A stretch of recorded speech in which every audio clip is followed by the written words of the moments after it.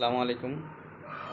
বাংলাদেশের খেলা গতকালকে শেষ হয়ে গেছে, কিন্তু মানুষের মনের ভিতরে যে দাগ কেটে গেছে এখন পর্যন্তও সেটা ভুলতে পারে নাই। ইভেন আমি নিজেও ভুলতে পারছি না। জাকির আলী অনেক, তৌহিদ হৃদয় এবং নুরুল হাসান সুহান এরা আসলে জেনুইন ব্যাটসম্যান হিসেবেই দলে খেলছিল, কিন্তু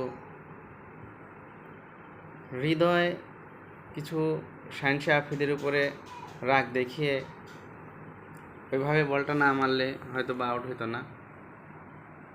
জাকির আলী অনেক আসলে ব্যাটসম্যানের মধ্যেই পড়ে না আমার মনে হয়।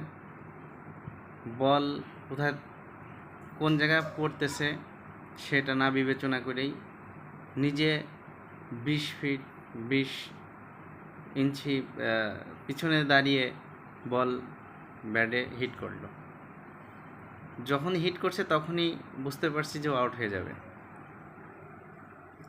আচ্ছা, ও একটা জেনুইন ব্যাটসম্যান হিসেবে দলে খেলে, বলের লাইন্থ যদি না বোঝে তাহলে ওর মতন প্লেয়ারের তো দরকার নেই, খেলানোরও দরকার নেই।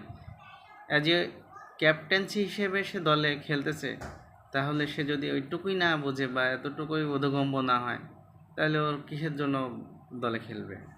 নুরুল হাসান সোহান ওই সময়টা আসলে ওর হিট করাটা ঠিক হয় নাই। খেলতেছিল একটু সিঙ্গেল নিয়ে খেললে মনে হয় না যে দলটা গতকালকে হারতো। 2-1 ওভার তো বল ভালো হবেই, আবার 2-1 ওভার যেটা খারাপ হবে সেই ওভারেই রানটা পুষায় নিতে হবে। কিন্তু এরা কি খেলে না খেলে এদের কোনো ইয়েই নেই।